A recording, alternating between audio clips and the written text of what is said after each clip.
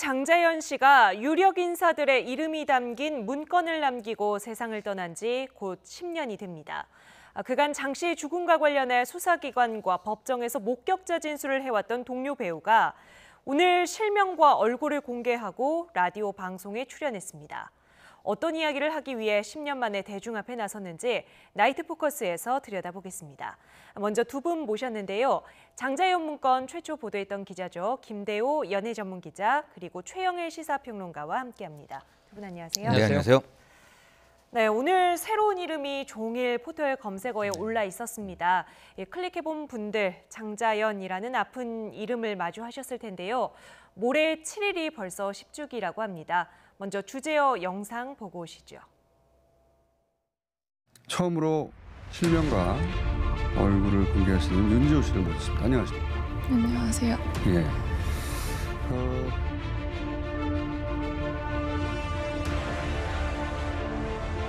오히려 가해자들이 너무 떳떳하게 사는 걸 보면서 좀 억울하다는 심정이 많이 들었던 게 사실인 것 같아요.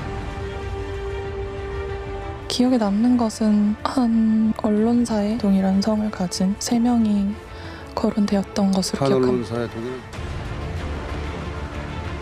질문 자체도 뭘 이런 게 제가 느끼기에는 예를 들어 뭐 구두의 색깔이 무엇이었냐, 무슨 구두를 신었었냐 라든지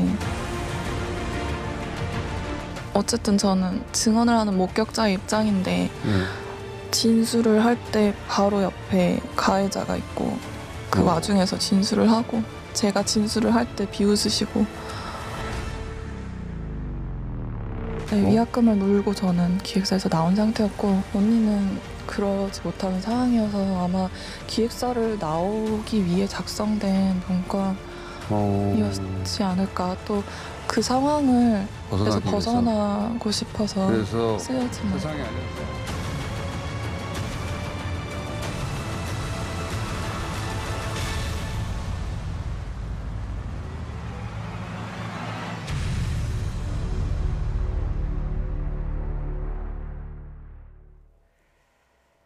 네, 그동안 수사기관에서 계속 참고인 진술을 했던 동료 배우로 저도 기사에서 접했는데요.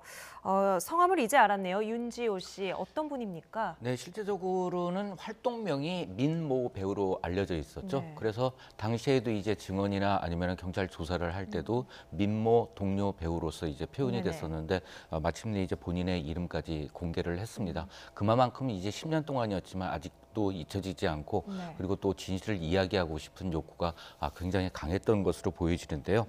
이번에 뭐 이 13번째라는 책을 출간하면서 이번 이 인터뷰를 가진 것 같습니다. 그리고 또 가장 핵심적으로 이 장자연 씨의 피해를 구체적으로 진술할 수 있었던 이 목격자이기 때문에 굉장히 이 수사에 있어서는 굉장히 중요한 인물이기도 했었습니다. 네, 이분은 그때 당시에 장자연 씨의 성추행 피해 상황을 직접 다 목격을 하셨던 건가요? 그렇죠.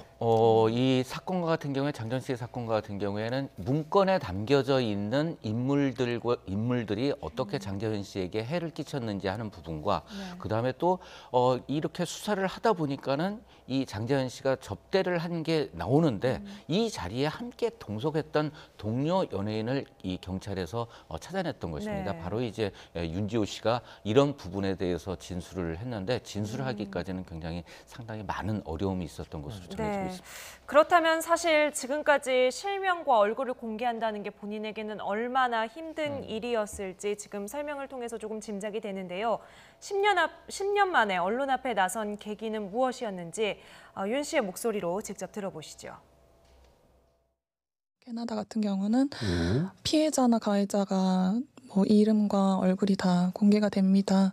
또 그런 것이 당연시 여겨지고 가해자가 숨어서 사는 세상이 아니라 존중을 받고 오히려 피해자가 오히려 존중을 받는 것을 보면서 어찌 보면 한국도 그래야 되지 않나 그런 생각이 들어서 내가 가해자가 아닌데 이렇게 숨어 살 필요가 뭐가 있냐. 나는 피해자인데 오히려 가해자들이 너무 떳떳하게 사는 걸 보면서 좀 억울하다는 심정이 많이 들었던 게 사실인 것 같아요.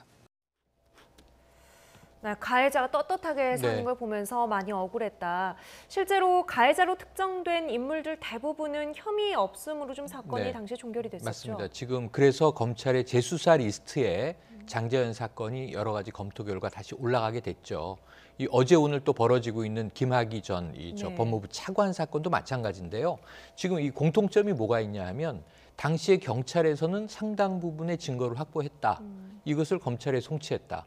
그런데 중간에 이 증거들이 없어졌다. 네. 심지어 이 장자연 사건에서는 뭐 디지털 복원을 한 이제 자료라든가 3만여 건이 누락돼 버렸다는 이야기가 나와서 검찰과 경찰 간에 지금 진실 공방이 벌어져 있는 상황입니다. 네. 이 김학의 차관 사건도 마찬가지죠. 그래서 이게 김학의 차관 사건이 3만여 건이 이제 발생했던 거고요.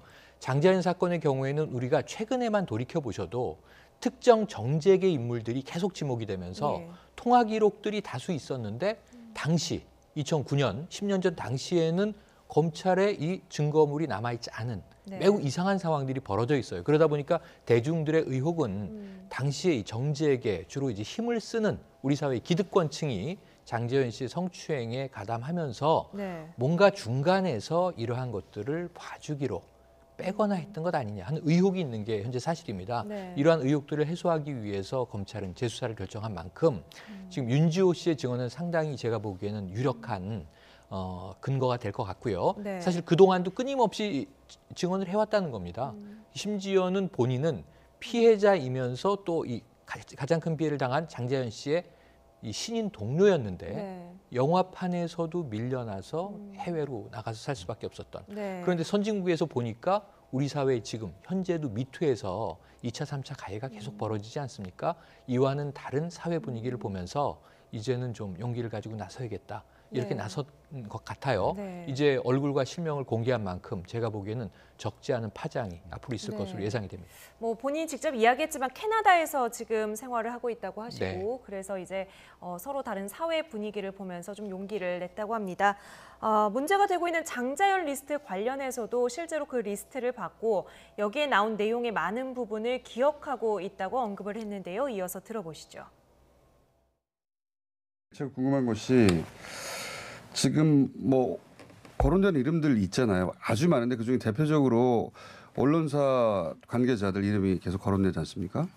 혹시 그분들 이름도 거기서 보셨어요? 네, 다 봤습니다. 아 그래요? 네. 처갓되기 전에 문건에 있었어요? 그 이름들이? 뭐 딱 한 차례 봤기 때문에 예. 정확히 기억이 나는 이름도 물론 있고 네. 아닌 이름도 있는데 기억에 남는 것은 한 언론사에 같은 동일한 성을 가진 3명이 거론되었던 것으로 한 기억합니다. 언론사의 동일한 네. 한 언론사에 동일한 성을 가진 세 사람이 거론되었던 것을 지금도 기억한다. 그리고 이것을 그동안 13번에 걸친 수사기관 조사에서 매번 진술을 했다는 거예요.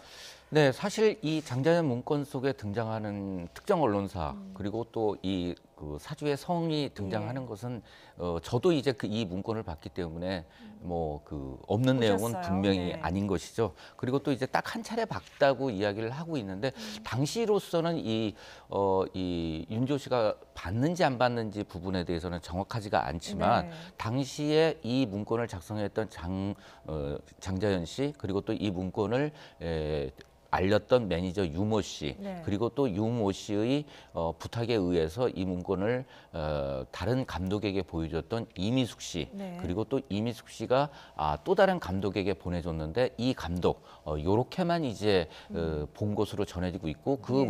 와중에 이제 저와 함께 타 언론사 기자가 본 것으로 되어 있거든요. 예, 예. 한데 윤지호 씨 같은 경우에 이 부분에 대해서 정확하게 이 아닌 이름도 있고 맞는 이름도 있고 아는 사람의 이름도 있다는 것을 봤을 때는 분명히 뭐 윤지호 씨가 저 역시도 그렇게 느꼈기 때문에 분명히 이 문건에 대해서는 보지 않았나 하는 네. 생각이 듭니다. 근데 수사기관에서 특정 인물을 지목할 때 진술이 약간 엇갈리거나 차후에 정정된 부분이 있다고 하던데요. 네, 이 윤지호 씨에 대한 수사를 하면서 특정 인물을 특정하기까지 한 3주간의 시간이 걸릴 정도로 굉장히 그 난관이 있었습니다. 네. 왜냐하면은 윤지호 씨가 아는 사람들, 그 자리에 있었던 사람과 그리고 또 용의점이 있었던 사람들을 얼굴과 이름, 직책을 특정을 하는 데 있어서 윤지호 씨가 그 많은 뭐 이 재계나 아니면 이런 사람들을 알 수 없는 상황이었거든요. 네. 그래서 과거에 있었던 사진들을 이렇게 보여주거나 했었는데 결국 상당히 어려움을 겪은 끝에 이 윤지호 씨에 대한 최면 수사를 통해서 장시간의 최면 수사를 통해서 이 장자연 씨에게 직접적인 신체 접촉을 통해서 성추행을 한 사람을 이제 특정을 하게 된 것이죠. 네. 경찰이 그나마 일부 혐의자들을 지금 기소 의견으로 올렸는데 그중에 많은 사람들이 윤지호 씨와 장자연 씨가 같이 있던 술자리에 있었던 사람들이라고 그렇죠. 합니다. 그러니까 이제 투트랙 수사가 네네네. 했던 상황이었는데 문건에 있는 사람들 그리고 또 윤지호 씨가 직접 목격했던 그 술자리에 있었던 사람 부분들 했는데 이 문건 속에 등장하는 사람들은 지난번 방송에도 설명드렸지만 이 혐의 내용을 특정할 수 있는 부분들이 좀 부족한 정보를 담고 있었고요. 예. 이 윤지호 씨가 본 것은 분명히 목격자가 존재를 하기 때문에 이 부분에 대해서는 경찰이 수사에 초점을 맞춰서 기소 의견을 냈던 것이죠. 네. 지금 검찰 재조사위원회가 여러 가지를 좀 폭넓게 조사를 하면서 강남 지역의 특정 주점 이야기가 나와요. 여기 네. 이곳이 어떤 역할을 하던 장소이고 이곳에 지금 윤지호 씨도 가본 적이 있는 겁니까? 네, 저도 이제 재조사위원회에서 약 6시간가량 올해 이제 그 조사를 받았는데요. 똑같은 질문을 받았습니다. 그리고 실제적으로 장자연 씨가 이 주점, 그러니까 일반적인 주점입니다. 네. 뭐 그 일반적으로 소주나 뭐 막걸리 먹는 그런 주점인데 이곳에 출입했던 부분들 그리고 이제 이곳에서 함께 또 왔던 벤처 사업가 내지 기업가 이런 사람들에 대해서도 굉장히 많은 질문을 했었기 때문에 아마 윤지호 씨가 이번에도 이 재조사위원회에서 조사를 받으면서 이 부분에 대해서도 그 상당 부분 진술을 하지 않았을까 하는 생각이 듭니다. 장자연 씨 기존의 그 소속사 스케줄표를 보면은 특정 언론사 관계자를 만나는 스케줄이 빼곡하게 적혀 있었다는 거예요. 이 부분에 대해서는 뭐라고 자, 얘기합니까? 언론사 사주 3명 아까 이제 지목이 돼 있는 상황이고요. 그리고 또 이제 언론사 간부도 있습니다. 뭐 연예 스포츠 유명 간부도 한 명 등장을 했고 심지어는 또 법조인들도 나왔고요. 또 이제 재계 인사들도 리스트가 나왔습니다. 리스트가 상당히 방대합니다. 장자연 씨가 직접 기록한 리스트도 있고 또 관련해서 적어도 이제 통화를 했거나 만났던 것으로 추정되는 인물들도 있고 이것을 추려내는 게 이번 재조사의 핵심일 것 같은데 지금 윤지호 씨가 왜 중요하다고 계속 강조를 드리는 거냐면요. 이 소속사가 큰 소속사가 아니었습니다.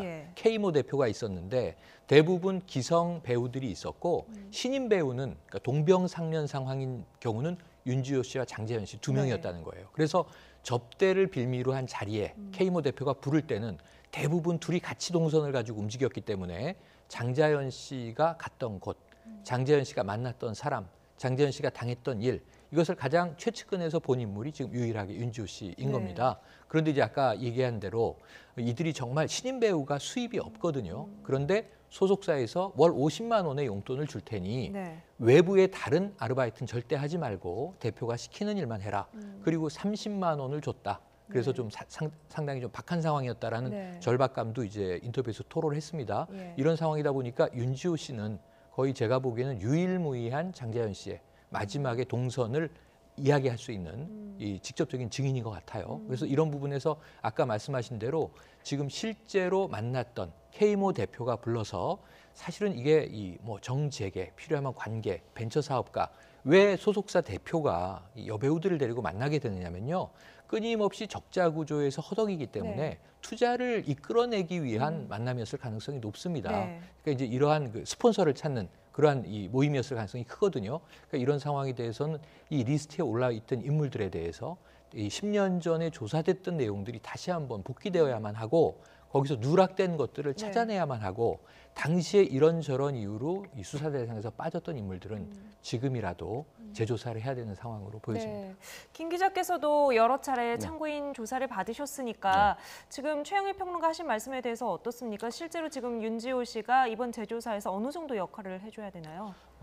이미 조사는 끝난 상황이기 때문에 어느 정도 파악이 될 수는 있겠습니다만 당시 이제 윤지호 씨 같은 경우에 20살을 조금 넘긴 나이였었거든요. 네. 하기 때문에 맨 처음 이제 조사를 받을 때도 마찬가지이겠지만은 그때 당시에 있었던 사람을 딱 특정을 하기가 상당히 어려운 상황이 있었고요. 그리고 또 이제 윤지호 씨 같은 경우에도 맨 처음에 경찰에서 장자연 씨와 함께 접대에 있었다는 것을 확인하고 수사에 응해줄 것을 참고인 조사를 해줄 것을 원했는데 당시에는 이제 그 윤지호 씨 본인이 상당히 두려움 속에 있었기 때문에 조금은 그 협조가 쉽지 않았었습니다. 하지만 윤지호 씨도 이가 했다시피 어머니가 이제 계시는데 이 어머니가 소속사가 마음에 안 들기 때문에 위약금을 물어주고서 윤지호 씨는 나오게 된 케이스잖아요. 그리고 또 수사가 진행되면서도 상당 부분 윤지호 씨의 어깨를 도닥이면서 진실을 말해줄 것을 이렇게 그 어머니로서 좀 그 이야기를 한 부분이 좀 딸에게 계속 용기를 넣어주면서 네, 그렇죠. 경찰 조사에 나가서 진실을 밝히라고 독려를 하셨다는 얘기죠. 그런데 윤지호 씨가 경찰 수사 과정에 대해서 여러 가지 의문점들을 그때도 느꼈다고 그렇습니다. 이야기를 했습니다. 그러니까 지금 기가 막힌 대목이 전 이 대목입니다. 당시에 적어도 경찰의 수사가 엄정하고 객관적이었다라고 윤지호 씨가 지금 기억을 하고 있다면 그나마 다행인데 최근에 안 그래도 버닝썬 관련해서 경찰 의혹이 계속 제기되고 있잖아요. 새로운 사실이 나오고 있는 상황인데 10년 전으로 돌아가면 수사 대상이 누구냐면 아까 말씀드린 대로 우리 사회 유력자들이죠. 심지어 언론 사주라든가 뭐 재계 인사라든가 법조계 인사라든가 경찰이 상당히 압박을 받으면서 수사를 할 수밖에 없었을 가능성이 높은데 지금 윤지호 씨의 이야기가 그걸 입증하고 있는 거예요. 지금 현재는요. 경찰이든 검찰이든 심지어 구속된 사람도 이 새벽까지 심야를 넘겨서 밤 10시를 넘겨서 조사를 받으려면 본인의 동의를 받아야 되는데 윤지호 씨는 그 21살 이제 여성을 주로 밤 10시에 불러서 새벽까지 조사를 하는 일이 반복됐다는 거예요. 제일 일찍 부른 시간이 밤 10시라고. 제일 일찍 부른 시간이. 그리고 심지어는 이제 밤새도록 동의를 틀 때까지 뭐 조사를 하든가 13번의 이 신문 과정이 다 이런 식으로 이루어졌다면 심리적 압박을 이제 느낄 수밖에 없는 상황이고요. 검찰의 의도와는 무관하게. 그리고 심지어는 가해자와 함께 앉아서 물어보는데 심지어는 신문하는 경찰이 조롱하는 듯 비웃는 모습까지도 느꼈다. 그리고 이제 물어보는 자체도 21살의 젊은 여성이 느끼기에도 너무 부실한 질문들을 하는 것 같았다. 핵심 질문을 하는 게 아니라 뭐 구두라든가 또는 뭐 인상착의, 복장 이런 것들을 자꾸 반복해서 물어본다든가. 그럼 저는 경찰이 조사를 하면서 핵심을 회피하기 위한 수사를 한 건 아닌가 하는 의혹이 분명히 있다는 점을 이 짚고 부분에 싶습니다. 있어서는 분명하게 당시 수사를 했던 분당경찰서가 잘못한 부분이 있는 것 같아요. 그래서 김 기자님도 10시 받으셨잖아요. 이후에 조사를 한다 그러면 아무리 뭐 이해를 한다 하더라도 그 참고인이기 때문에 언론에 노출되지 않게 하기 위했다 이렇게 생각을 할 수 있지만 당시 이 분당경찰서 같은 경우에 저도 마찬가지로 분당경찰서가 아닌 제3의 장소에서 조사를 받았고 경찰서에서 조사를 받은 게 아니라 다른 데로 오라고 불렀어요. 저는 사실은 이제 다른 경찰서에서 받았고 또 다른 이제 참고인이나 아니면 피의자 같은 경우에는 경찰서가 아닌 파출소나 아니면 또 제3의 장소, 식당 같은 곳에서도 조사를 했던 것으로 저는 알고 있기 때문에 충분히 이 윤지호 씨 같은 경우에 좀 편안한 마음속에서 진술을 하게 해준다면 뭐 심야에 하더라도 이 경찰서가 아닌 제3의 장소에서 충분히 조사를 할 수도 있지 않았을까 하는 생각이 듭니다. 예, 알겠습니다. 그렇다면 경찰은 불러서 윤지호 씨에게 어떤 질문들을 했는지 21살 당시에 느끼기에도 굉장히 이상했다고 하는데요. 다시 한번 들어보도록 하겠습니다. 질문 자체도 뭘 이런 게 제가 느끼기에는 이게 왜 중요한가? 네, 중요한 질문은 따로 있는데 뭔가 수박 겉핥기식처럼 다른 질문만 계속 예를 오가고 들면요. 예를 들어 뭐 구두의 색깔이 무엇이었냐, 구두가 무슨 구두를 신었었냐라든지. 그러니까 주변부적인 정보만 계속 묻지 정작 중요한 질문을 하지 않았다. 어쨌든 저는 증언을 하는 목격자의 입장인데 네. 진술을 할 때 바로 옆에 가해자가 있고 그 와중에서 진술을 하고 제가 진술을 할 때 비웃으시고 좀 심리적인 압박감이 당연히 있었던 게 사실이고요. 그 좁은 공간에서 같이 있으면서 그리고 저만 여자 수사관이나 그런 분들이 아무도 없었고 다 남자분이시고 다 그냥 심리적으로 안정적인 상태에서 증언을 계속 이어갔던 것이 아니라 항상 뭔가 네, 이제 직접 조사를 받았을 때 당시 느낌들을 지금 다시 복기를 하고 있는데요.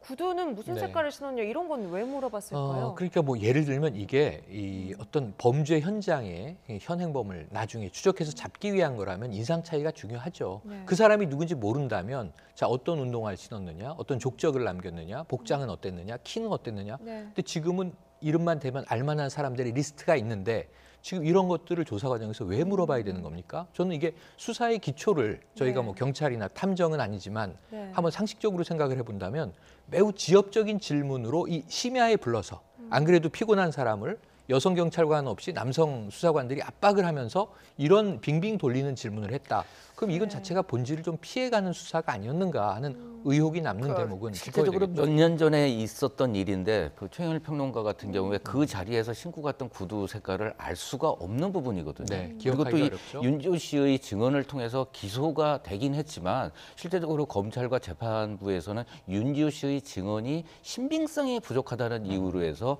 무혐의를 네. 내리게 됩니다. 하기 때문에 뭐 어떻게 본다면은 이 진술의 신빙성을 확보하기 위해서 이런 질문을 했다고 하지만은 이 참고인 본인 자체는 굉장히 압박을 느꼈을 네. 거고 이 부분에서 진실을 다가서는 데는 굉장히 어려움이 크지 않았을까 하는 네. 생각이 듭니다. 뭐 최면 수사도 받았다고 하던데요. 그건 법적 효력은 없는 거잖아요. 특정을 할 수 있는 부분이었기 때문에 굉장히 그 부분에 대해서는 인정을 했고 그다음에 네. 또 본인 혐의점을 받고 있던 사람들이 그 자리에 참석했다는 거에 대해서 인정을 했기 때문에 그 부분에 있어서는 기소가 이루어진 부분입니다. 네. 윤지호 씨는 뭐 여러 가지 잠깐 언급을 해주셨습니다만 캐스팅상으로도 불이익을 받았다라고 네. 본인은 주장을 하고 있고요. 또 이 연관이 돼 있던 그 언론사에서 유독 좀 집요하게 취재를 해서 조사받고 나서 상당히 힘들었다 이런 네. 이야기를 했거든요. 그러니까 이게 2차, 3차 가해 부분이죠. 예를 들면 본인은 벌어진 사건에 대해서 가까운 이제 지인이었기 때문에 그 장면을 목격했기 때문에 참고인으로 진술을 한 것뿐인데 네. 나중에 영화 캐스팅이 계속 안 됐는데 해당 영화 감독이 그런 얘기를 해주더라는 거예요. 너를 생각해서 하는 얘기인데 네가 이번 영화에서 빠지게 된 이유는 장자연 관련 진술을 했기 때문이야. 네. 그럼 본인의 그 좌절감은 얼마나 컸을까요? 팩트를 얘기했을 뿐이고 추정을 이야기한 것도 아니고 뭔가 어떤 감성적인 호소나 데몬스트레이션을 한 것도 아니지 않습니까? 네. 경찰에서 불러서 조사를 받았다는 이유만으로 영화에서 빠진다. 그러면은 한국 사회에 대해서 이 젊은 여배우가 어떻게 느꼈을까 생각해 보면 네. 아마 정말 좌절감과 환멸감, 네. 모든 것, 내 미래는 꽉 막혔구나. 그러니까 결국은 해외로 도피하듯 떠나게 되는 상황으로 이어진 것 같습니다. 윤지호 씨는 장자연 문건의 성격에 대해서도 오늘 조금 새로운 이야기를 했습니다. 이 부분 마저 들어보고 오겠습니다. 상황이었고. 네, 위약금을 물고 저는 기획사에서 나온 상태였고 언니는 그러지 못하는 상황이어서 아마 기획사를 나오기 위해 작성된 문건이었지 않을까. 그 상황을 그래서 벗어나기 위해서. 벗어나고 싶어서 그래서 쓰여진 세상에 문건. 알려지지 않은 채 유서가 아니라 네. 기획사에서 나오기 위해서 만들어진 문건이 아니었을까라는 이야기를 해요. 조금 더 구체적으로 그러니까 좀 설명을 해주시겠어요? 첫 번째 제가 이 보도를 할 때도 이 부분에 대해서 지적을 했는데요. 뭐 일반적인 유서 형태가 아니었죠.